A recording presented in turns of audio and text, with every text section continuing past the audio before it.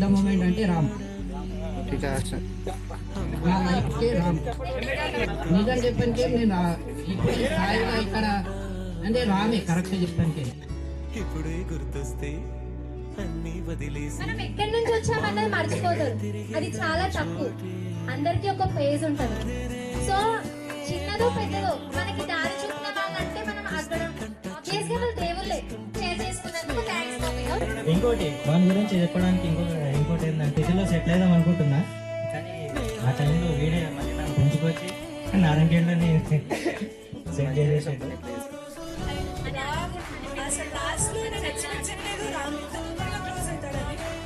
నేను Ram last 1 year back discuss చేసుకున్నాం get together గురించి, కానీ అనుకోలేదు ఎంత సక్సెస్ఫుల్ గా చేస్తామని. దానికి థ్యాంక్స్ చెప్పాలి రామ్ కి.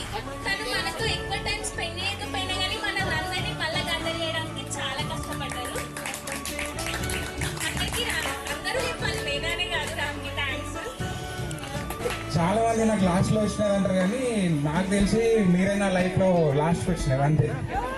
సో 10th అయినాక యాక్చువల్లీ ఈ లైఫ్ లో నేను ఈ స్టేజ్ లో ఉన్నా, ఇంకే స్టేజ్ లో ఉన్నా, ఇంకెక్కడికైనా ఎదిగినా కానీ ఒక స్టెప్ అనేది తీసుకునేది 10th. మా 10th బ్యాచ్మెంట్స్ సపోర్టింగ్ గా ఉన్నారు. సో వాళ్ళందరికీ థ్యాంక్స్. సో